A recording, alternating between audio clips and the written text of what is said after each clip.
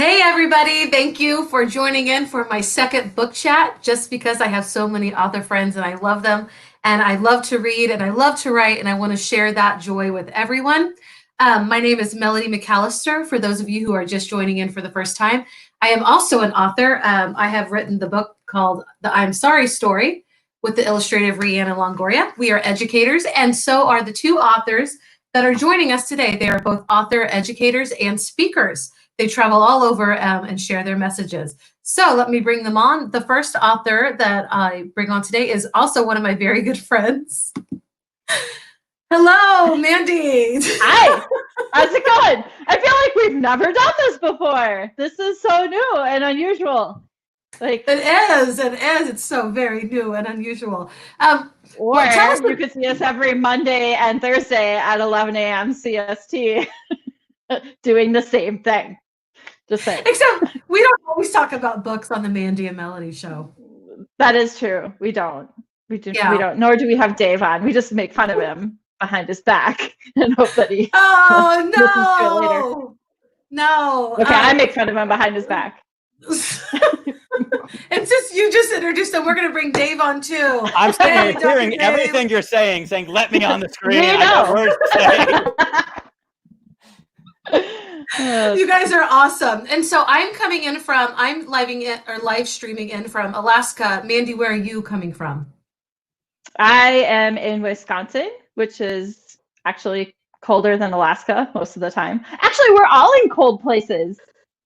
Right. Well, not Dave right now. Not Dave. Oh, yeah. Well, whatever. Yeah. Where are you, Dr. Dave? Well, home is Michigan, but I'm in Florida. So nice. Hence the glow. Right, the glow. Yeah. Traveling during the pandemic. That's what everyone should be doing. Wow. Here we go. No, I warned you, Melody. I told you. No judgment, but I mean, you know. You guys stay in your car. Here. It's fine. Oh, that would be kind of hard to go to the bathroom when you're on the road. Like to have, you know what I mean? You know what? It's funny that before I made the road trip, that was literally the biggest concern is restaurants are all closed. Rest stops are closed. Like what? Oh, yeah. I'm a guy. What did you do? Things are easy. Yeah, but you took your kids. Yeah. They learned the ways of the road. No, honestly, there were a couple of rest stops. Went from Michigan to Florida with 3 stops. That's how it's done right there. That's awesome. Impressive. Yep. That's actually kept us from traveling too. It's just because of the restroom. Because, I have a lot of kids also. All of us have a lot of kids. Wow. That's wonderful. All of us have so many kids. Yeah, like how many kids do we have? It's like we're in the teens for all 3 of us. That's crazy. 5, 4, and 4. Wait, 5, 4, and 4, right? Yeah, Dave is 4, right? Yeah. 5, 4, and 4, 8, 13. Yeah. Dang. I'm glad you did the math. I just knew it was a lot. Yeah. That's a lot of kids. That's a lot of kids. Wow. Crazy. That's a lot of restroom breaks when you're traveling, whether it's, COVID or not. So it's crazy. Okay, but we are here today to talk about our books because we are educator authors. And so the first... That's what we're talking about? Yes. Oh, today we're sharing. I thought it was rest stops and traveling. Got it. Let me change it sounds a lot more fun, to be honest with you. The first time that we ever took our youngest on a road trip right through Kansas, and she was potty training, and there were no rest stops. What is that? Is it 35? I don't know if you guys have ever taken 35 through Kansas. Well, there's no rest stops. We literally. She took a number 2 and we picked it up like it was a dog's. Let's talk books. Got it. Wait, no. I have a story too. So one time when we were traveling when I was younger, my sister, who had like the worst luck ever, like if anything bad was ever going to happen, it happened to my sister. And we were traveling someplace and she had to go to the bathroom. And so she got out of the car and we were like, well, you have to go here because we're in the middle of nowhere. And she sat down on a stick. God. On a stick. Like, it was awful. And we thought we were actually going to have to bring her to the hospital, but she removed it on her own. So. Oh my God. This one year at band camp? No. That is a true story. And I don't talk to my sister anymore, so I can tell that story in public and it's okay. If she's watching, I think you're going to be talking to her real soon. Oh my gosh, that is so awful. I feel sad. Yeah, That reminds me of one time when I was for it too. One time when I was writing my book. Never mind. I'm not going to say that story. But it's for another day. Again, the bathroom. We always come back to the bathroom. So I wrote these books, and right. Actually, go ahead. You did. So, Dr. Day, we'll start with you. So, anyway, I do have both of your books. It's hard for me to hear. This is your second one, right? Bold Humility. Yeah. Yep. And then your first one is It's Just Like Riding a Bike. Mm-hmm. Yes. And I have to say that riding a bike isn't very easy once you've stopped riding it for 20 years, but I like this. Ruined my entire book. I guess I should throw that one out the window. I was so encouraged by this that I actually got a bike for Mother's Day. And I'm terrified. I'm terrified. Yes. But go ahead. But what? Hypothetically, you should be able to just get on that bike and ride it because it's like riding a bike. Right. And I did. You always do it. In theory, that's what they say. And I can ride it, but I am shaking like a leaf. Like when I was a kid, I had so much confidence and I rode my bike everywhere. But I wish I could channel that kid because now I'm afraid I'm going to fall off and break a bone. Yeah, I'm the same way. Literally the exact same way. And I feel like this is going to be all about shameless plugging right now, but it's honestly what I do best. That's awesome. I was doing a webinar earlier today, and I actually used that example. My 7-year-old is out there riding bikes, like no-handed, hopping curbs and stuff like that. And I'm 42 out there. If I could put my hands at 10 and 2 riding a bike, I would. I'm like terrified. I'm looking for potholes and cracks in the street and avoiding them all. And the question is, who's more proficient at riding their bike? A kid that rides at a 7-year-old level or somebody that rides at a 42-year-old level? And I would say he's way better at it than I am, just because he is fearless and takes those chances. And I'm a worrywart. I don't take chances. Right. I'm with you. My hands will remain on my bike. No popping willies for me. Right. So go ahead and tell us about your books, and I'll hold it up when you say which one you want to talk about. Well, I feel like we just need to keep going along for the ride here. Okay, let's go for the ride. Any pun you want me to throw, I'll throw it out there. So the funny story about this book, and it's kind of funny, before we went live, if it's okay for me just to share a little bit about some of the stuff you were asking us. Yeah. You asked the question about, like, what are we reading right now and books that we like to read. And I'm not going to throw Mandy under the bus and talk about her answers, but her answers, I think, are very similar to my answers and a lot of other people's answers. And the truth of the matter is I'm an educator. You call me Dr. Dave. I got my doctorate, but I don't read a lot of books. You know, when I want to learn things, I YouTube it, Google it, talk to people, whatever. That's kind of how I learn. The original title for that book was I Don't Care If My Kids Know How to Read. That was the title. And that was the basic premise of the book, is how we learn in ways outside of just reading. And reading, we've distorted reading by making it this destination, and we measure whether or not a kid reads as opposed to whether or not they read to learn. And as I was talking to some people about the topic, it was shot down emphatically before people even started reading the manuscript because of the cover. There were publishers saying, I can't publish a book saying I don't care if people read. So I was talking to a different publisher who helped me critique it and morph it and shape the title. And now the book, I mean, it plays off the metaphor of once you learn something, once you really learn something, you never forget it. And is that really how we're teaching kids in school? Are we teaching kids to learn for a test? Or are we teaching them for endurance and things that will last a lifetime, the things that really matter? And do you teach them in real, authentic ways? Or do you just teach them because of some sort of test or gimmick or trick that we've been told? So that's where that book came from. I don't even remember, like 2 or 3 years ago, it was released. So I really like that. I need to read it. I think that sounds like a good thing. Wow. Yeah. Well, I'm glad you don't just buy books to buy them. You're planning to read it. That's good. Well, truth be told, I have a lot of books. I have a lot of books, and you know what? Here's you don't have to, because I actually took it to the next level. If I'm telling people they don't have to read to learn, you don't actually have to read it. Another shameless plug. On my podcast last year, I actually read the entire book to people for free. So just go listen to the podcast and you can listen to the book for free. Oh, that makes no sense, cool. but I did it. Yeah. Yeah, I'd actually prefer to. You have amazing business managing skills, don't you? Right? I do. It's me. Yeah. Also, unlike both of you, I love reading. Like, that is how I learn. Like, I am an avid reader. So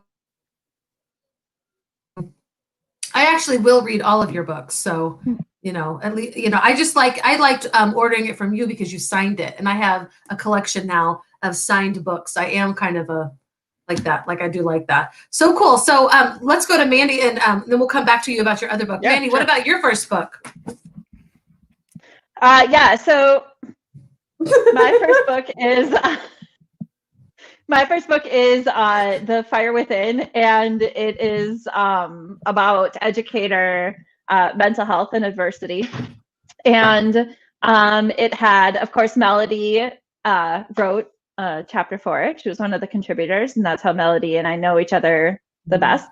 And that's so what sparked our friendship, pun intended. that's what sparked it. Yeah, for sure. And I'm really proud of The Fire Within, mostly because when I went to write it, a lot of people told me it was kind of a stupid idea. That possibly it pushed the envelope in an area that wasn't ready to be pushed. And my response was kind of like, I don't care. I think it's important. So I did kind of go against the status quo by, I feel like, by putting it out there, and I was scared to death. The first week that it launched, I was sick to my stomach and didn't know how it was going to be received. And instead what happened is I got many, many messages saying, thank you so much for putting this out there. It needed to be talked about. And so I'm really proud of The Fire Within for that reason. So. Wow. I'm proud of you for that reason. That's amazing. Melody, I know this is your show, but can I ask a question? Of course. Because first of all, I love The Fire Within. It's so powerful. And for those people that haven't read it, it's what's so cool is it's Mandy's voice, but through the voices of so many other people that are telling their stories and their journeys. How did you get other people to buy into sharing their personal stories and messages and all that, along the way? How does that happen? Yeah, so it was really interesting. Even going through the process was super interesting because some people said that they would do it, and everybody who said that they were going to, I'm pretty sure everybody who said that they were going to ended up finishing it.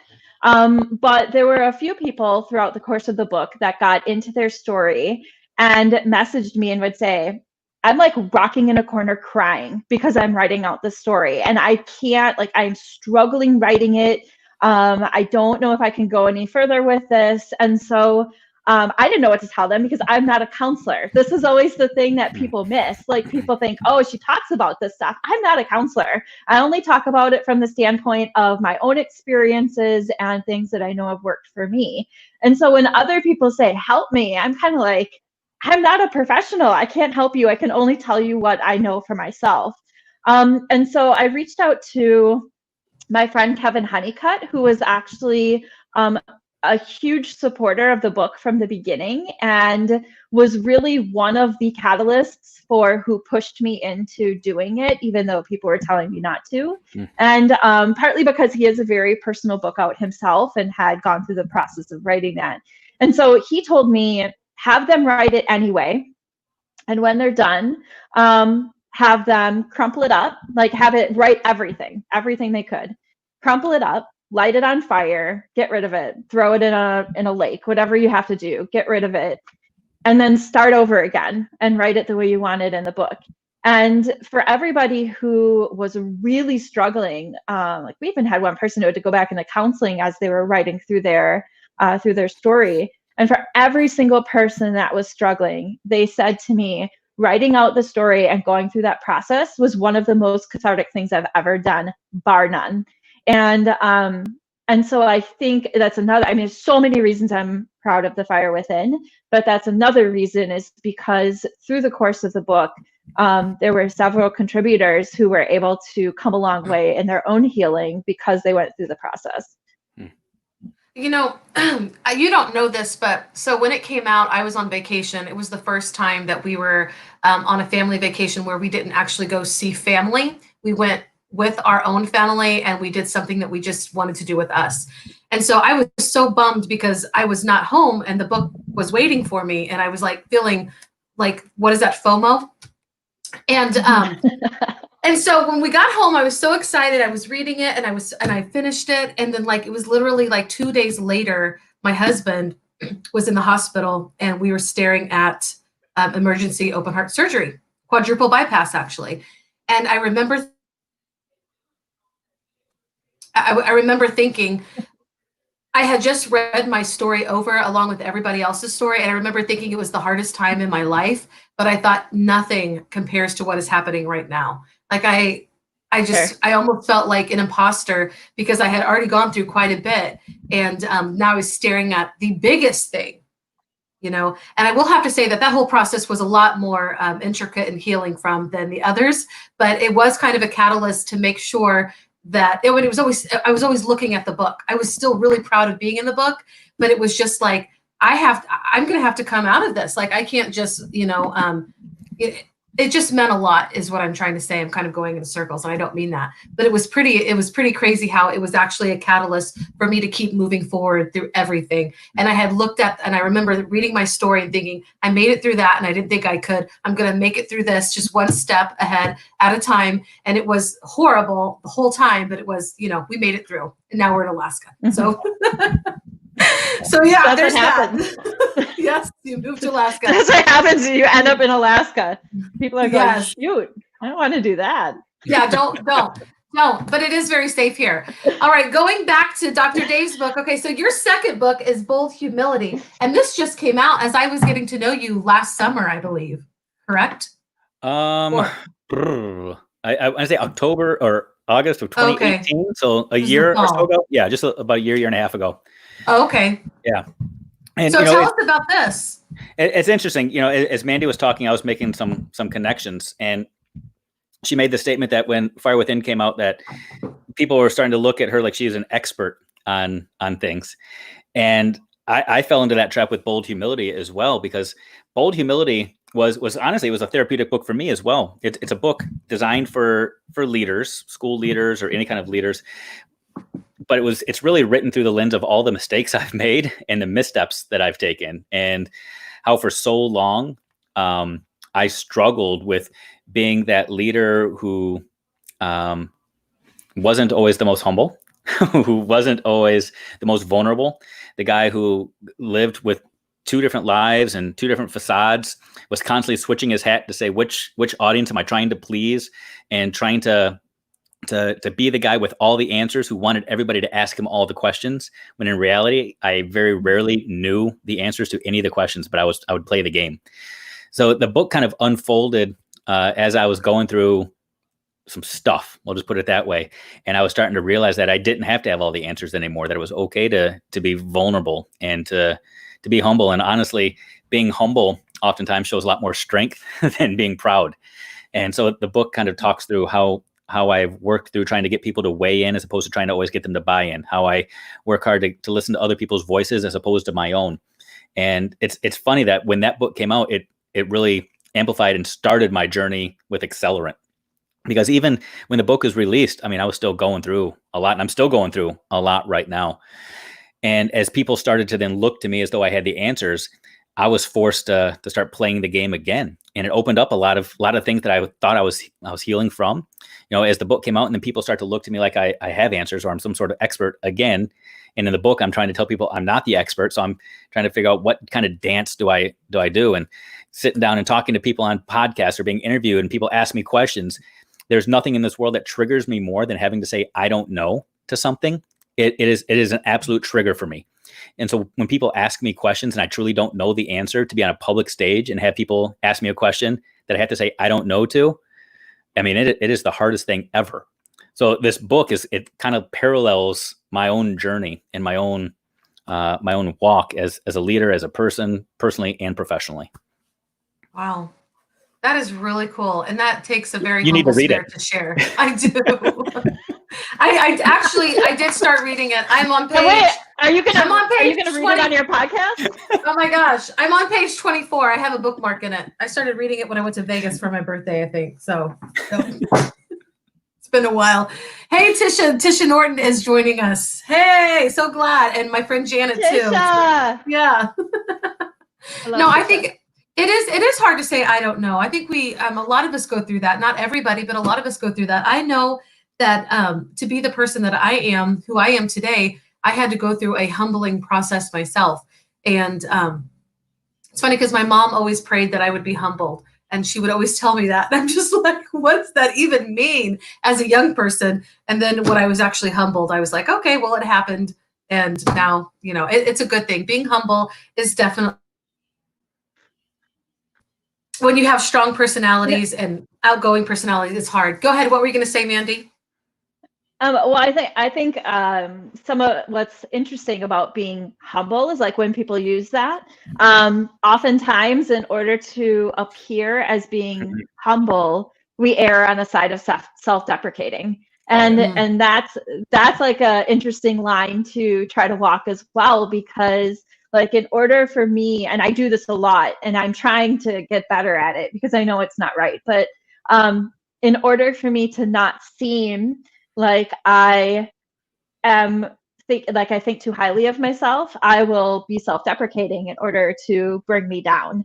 And I think that there's kind of that fine line, and I find that a lot of teachers are like that. Yeah. In order to seem humble, which they might be humble, like that might be their thing, but in order to make sure that people know that, they're self-deprecating. Yeah. And I think that that's a kind of a fine line to walk. No, and I hear that completely. And that's, again, to talk just a little bit about my own personal journey, it's trying to figure out what humility even is so hard, because humility does not mean you think poorly of yourself. Right. And that's where I was for a long time. I thought, okay, I'm just supposed to admit all my faults and all my flaws to everybody, talk about how weak and messed up I am. And that's humility. No, because people can still use that as a form of manipulation, where you start to do that to try to garner sympathy or support. And I mean, people can take that and twist it. And that's something that I struggle with still at times. You know, I start to feel like, do I put out the woe is me card? And if I'm playing the woe is me card, am I playing the game? Like, where do you find that line? Humility is truly just embracing your strengths and saying, yeah, I'm comfortable in these strengths, and owning who you really are. And that's the journey, is finding your strengths and finding who you really are, and just being completely comfortable with that, but not being content with that. Continue to grow, but don't just focus on your weaknesses and trying to cover them up or trying to make them better. Focus on your strengths and just continue to grow the crap out of those. I mean, I love that, Dave, man. I could just say hallelujah, amen, all over that. That is awesome. And you're right. We actually grow, and I've read this somewhere, we grow exponentially through our strengths. We grow 10% in our weaknesses, but our strengths are like, they can take us crazy, awesome places. So that is amazing. I love that. Yes, I will definitely, that makes me want to read this book even more. That was so cool.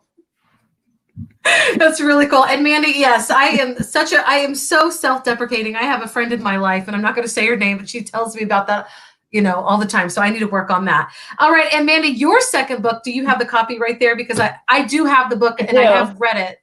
Go ahead and tell us about it. I don't know if I believe that, but this is Divergent. Well, she's read all your stuff. I have actually. But I can't, I just can't find it right now. I packed it in a box and I looked for over an hour in boxes. Now my garage looks horrible because that's where all my books were. It's crazy, but go ahead. Tell us. It might still be being housed at Amazon, possibly, but. So this is Divergent EDU. I have the whole fire thing going on. So fire is in all of my things. Divergent EDU is actually the first book I wrote, even though it was the second book I published. They were published very quickly, one right after another. And what it is it's based on an organizational structure that I developed to support teachers in innovative and divergent thinking. And it gets away from the idea of that teachers need to learn tech to be innovative, and kind of tries to bring leadership down the road of what is it that's actually missing when your teachers seem to be kind of bucking the innovation thing. And a lot of people say to me, well, what does that have to do with mental health? And Divergent EDU is really based on, the organizational structure is a hierarchy of needs for innovative and divergent thinking. One of the bottom kind of tiers of the hierarchy is climate and culture. And, teacher engagement is impacted by their mental health. If you have a lot of teachers who are disengaged in your schools, your culture is going to be, your climate's going to be negative, your culture is going to be, there's going to be a very negative culture. And so it absolutely does impact people's innovative thinking. And even usually I just say it as simply as, if anybody's having a mental health issue, do you really think they have the capacity to think innovatively? And everybody would agree, no, that's not the case. And so the hierarchy is really about taking a look at climate and culture, leadership, mindset, and professional learning opportunities, and how those are supporting teachers in thinking innovatively. And so again, getting away, like it does talk about tech a little bit, but getting away from the idea of using tech equals innovation, and giving teachers tech PD means they'll be innovative. And what is missing if that's not the case. Right. And so you bring that humanity back. And that's why I was drawn to your book in the first place, but also why I'm drawn just to what you write about. But both of you do that. Both of you are leaders that embrace the humanity of people. You've had to embrace everything that you're going through just to be who you are. And we, as leaders, you can't get people on board if you forget that they're human beings and that they've got all these other issues going on. And if the culture is negative, it just bleeds into everything. And for any educator that is, watching, we've experienced that kind of a culture where it just feels oppressive when you walk through the doors. And I think that that is something that I try very hard not to, when I'm in a school system, I try very hard to spread as much joy. But I know you guys, help educators get to the bottom of what is going on so that they can get to the top. So that's awesome.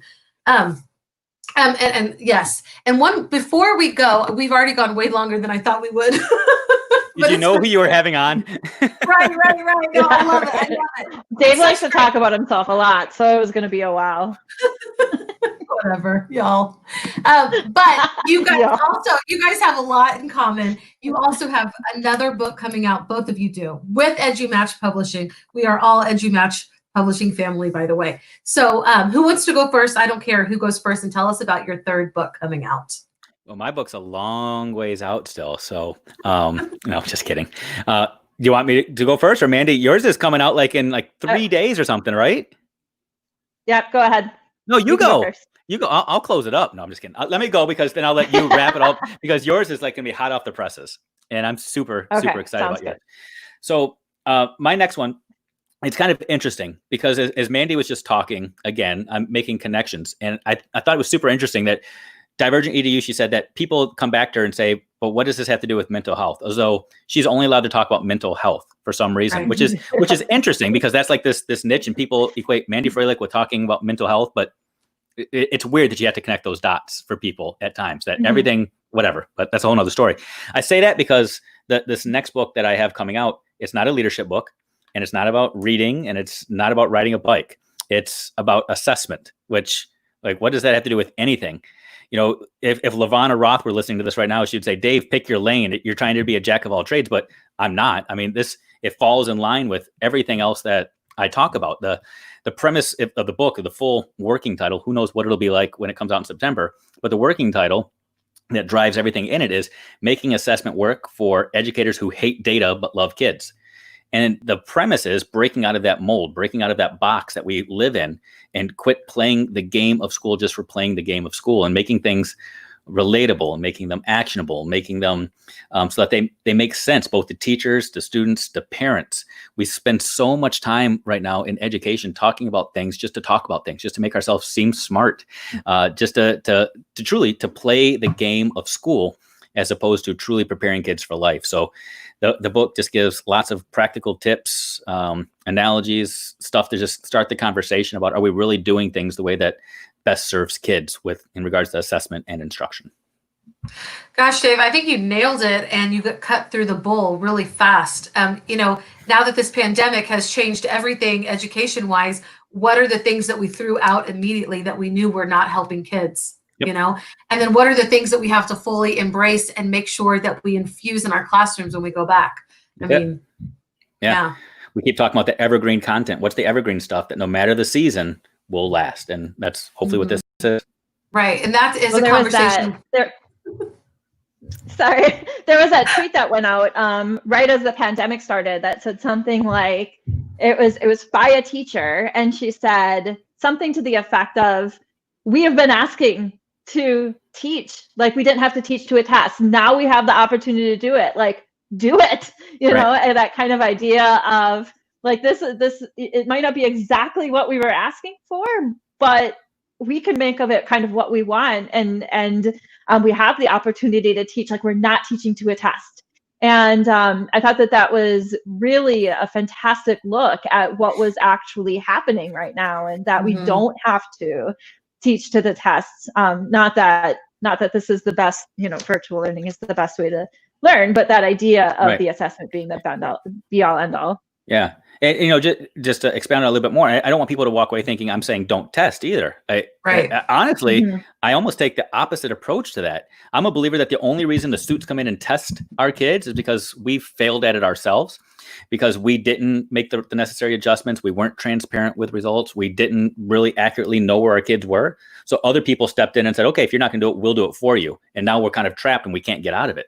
So the goal is for us to figure out how we can do it ourselves in a way that makes sense. It's not cumbersome, that's not restricting, that's liberating, and be free and transparent and just open, and can really make some changes so that we don't have to have people with jobs like mine that come in and mandate testing and take 3 weeks out of our schedules every spring and say, we're going to test your kids for you and give you a bunch of results that you're not going to put a bunch of value in and do anything with anyway. So boom, mic drop. Wow. Yes, I have so much I want to say right now, but I'm going to refrain. For all of our sakes. Did you hear him? He just said he's the one who gives the test. Yeah, amazing. I will definitely read that. I hope you can even make me a part of your focus group. I would love to read that. I'm volunteering. All right, Mandy, and now your book, like Dave said a few minutes ago, it's ready to drop. Like it's hot. It's ready to come this Saturday. Is that when it's coming? I think I'm not actually sure if it's the 30th or the 31st. It got delayed. It's this weekend at some point. It's pre-sale right now. You can actually buy it on Amazon. It's called Reignite the Flames. Make sure that you put Reignite the Flames Froehlich, because otherwise you'll get a bunch of other books that are not educational. And that's kind of funny. If you ever write your own book, you could have written those two. Hello. Now everybody go Google it. I'm gonna ignore I'm doing it right now. So, everybody's going to Amazon. Yeah. So, like author tip number 1, when you choose the title of your book, go to Amazon first and see what other books are actually titled that title. Because when you look at the categories that are available with a book called Reignite the Flames, it is not educational. Heck no, not in the way of schooling anyway. It's reignite, not rekindle. Reignite. Make sure it's reignite. Yeah. Big point. Yes. Yeah. Look for the. Yeah. I'm gonna have to clear my search history real quick because I just. Yeah. So that was an unfortunate side effect on Amazon. So make sure that you spell it with my name. So Reignite the Flames is. Reignite the Flames is kind of the culmination project of all of the like research and everything else that I've done. And so it really, I had gone through in Divergent EDU and The Fire Within actually, and defined what I thought teacher disengagement was. And for me, teacher disengagement is very unintentional. Like it is when teachers, you know, there's a very long, psychological definition that I created for what a disengaged teacher is. But basically, it's kind of forgetting why you were teaching in the first place. And so as far as the disengaged teacher, and it really has it has an impact on a lot of things. And I said, like I've said, climate and culture, it has an impact on student achievement. It has an impact on all the things. But I really wanted to study it from the very, very like simple human emotion of just wanting to be happy. Because when I disengaged, I was such an unhappy person. And so I feel like, especially in teaching, because people get into it with such an emotional attachment to it, that those people who are giving their all to basically raise other people's children they deserve to be happy in their jobs. And so this book really comes from that place. It's a very, very simple premise. And so as I've been researching, I've found that there are different reasons for people to disengage. And a lot of people throw out their burnout all the time. And I just wrote a blog post on this. Like, a lot of people right now are talking about pandemic burnout. And if you think teachers are burnt out because of the pandemic, no, my friends, it has happened long before then. Yep. Yeah, because exactly. All it did was magnify the issue that was already there. And it's because teaching is hard. Like, this has been going on for a long time, but it's not only burnout. And that's the part that people don't understand. People can disengage for personal adversities, professional adversities, burnout, demoralization, secondary traumatic stress, teacher trauma. Like, there's a lot of different reasons. And a lot of those different reasons have different ways that you re-engage.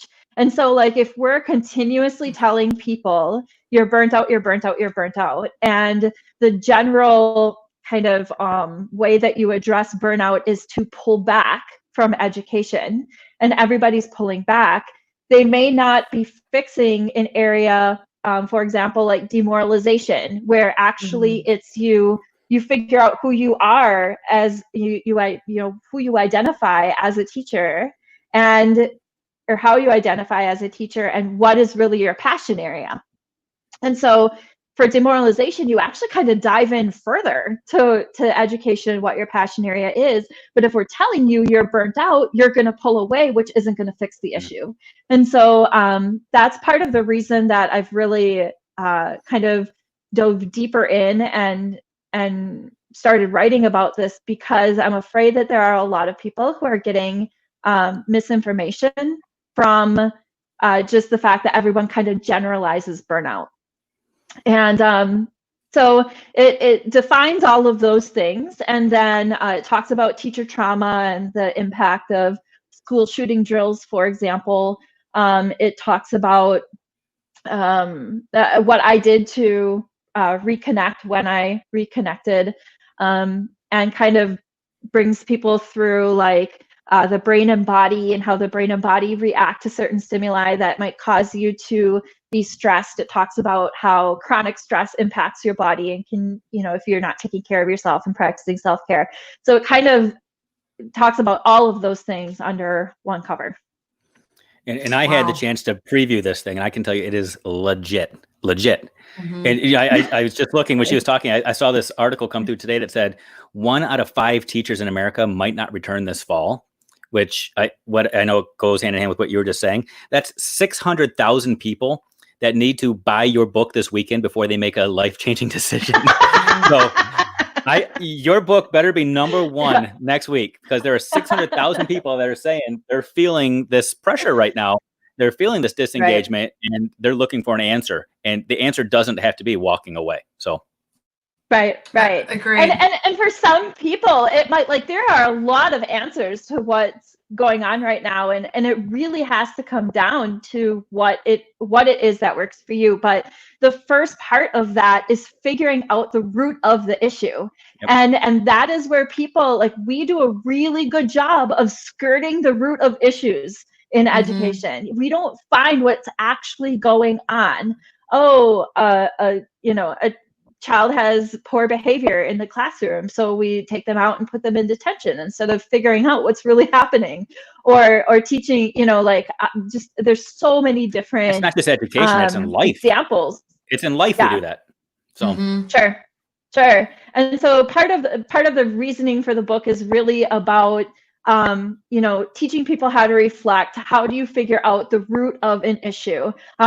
For example, I had somebody message me, and she said, I'm really struggling. I'm sad all the time. Like, I hate my job right now. This is not what I signed up for. And so I started asking her some questions. And one of those questions were, I want you to write down every time, what I want you to do is write down every single time you're sad in a day. Okay. Like, every time something you go to do for work really irritates you. And I want you to see if you can find the trigger. What is the trigger? Because I bet you don't hate everything. It's just that there's something that's triggering you. And she did that for a week, and she wrote back, and she said, sure enough, it's this one thing. Like, it's this one thing that's triggering me. And so we talked a little bit about that. And it's not, you probably don't hate your whole job. We're never all going to like our entire job either. Like, that's not going to happen. There are things that I even have to do for my consulting that I absolutely despise. I hate paperwork, and I have paperwork all the time. And so, like, we're not going to love all of it, but if you can figure out what's really irritating you about it, you may be able to fix that. And then for some people, it is going to be leaving the profession or changing jobs or, you know, finding new leadership or whatever it is. But you have to be able to figure out what the root of your issues are first. Wow. Yeah. I could just keep listening. I was just like, you're exactly right. And I want you to know, Tisha says that you are such a wealth of knowledge and experience. Love everything you write. That's what she says. And I agree wholeheartedly. I think she typed that 10 minutes ago when I was talking, though, right? No, I'm just kidding. There's that bold humility right there. Yeah. No, wait. She was talking about me. Look at me, be humble. Y'all are crazy. So crazy. Well, I agree. I mean, it actually, and for both of your books are very necessary right now. And I hope that there are going to be educators who watch this and get your book. And Mandy, how can people get your book? That's just about, you said pre-order it. So it's definitely on Amazon. It's definitely on Amazon. You can go there. I haven't checked Barnes & Noble or anything yet because we honestly had just decided on the day, I think yesterday. And so it is, but it is on Amazon. So you can search Reignite the Flames Froehlich, or you can search, I'm sure if you did like Reignite the Flames Learning or Education, that will bring you there too. But it has a large match on the front. And so if you look for that, you got the right book. Awesome. And also at edumatchpublishing.com, you can get it. You can order it too, correct? And it is on Barnes & Noble. I'm not sure it is. Nice. Oh, yes. I'm not sure it's on edumatchpublishing.com yet, but it will be. Great. And Dave, so tell us, just your book is going to come out this fall. And so, yes. Yeah, I just got it back from the editor this weekend, and now it's got to go through its magic. So it's always fun to see what the publishers get to do with graphics and covers and all of that kind of fun stuff. So now the fun begins. Now your son designed the cover. Or one of the cover options that you can go with that one? It's my 14-year-old is pretty sweet. So he designed that one for Bold Humility, came up with the entire graphic, and then he came up with a bunch of options for this next one they're sitting there. So we'll see if any of those get picked up when we run with it. Yeah, that is so cool. Well, just so you know, Tisha also says, Dave, she thinks you're amazing too. Thanks, Tisha. She's super excited about getting your book. Nothing better than sympathy love. Nothing like bringing you some humility. Remember how I said sometimes you do the woe is me to try to elicit people? Yeah. There we go. Practice what I preach. Tisha, you don't have to buy his book. Just listen to his podcast. Read it on there. You don't have to buy anything. Well, no one ever has to buy anything, but hopefully the message is something that is necessary and resonates with a lot of people. I will be getting all of your books, guys. So I'm looking forward to it very much. Thank you for coming on to my second episode of my book chat. I love reading. I love writing, and I just love sharing what all my friends are doing. So hope you guys have a great rest of the week and weekend until we see you again next week, everybody. So we're going to go ahead and sign off, and thank you for checking in with us today. Bye. Bye. Thanks. Okay. Oh, he's like right off. He just left. Okay, so cool.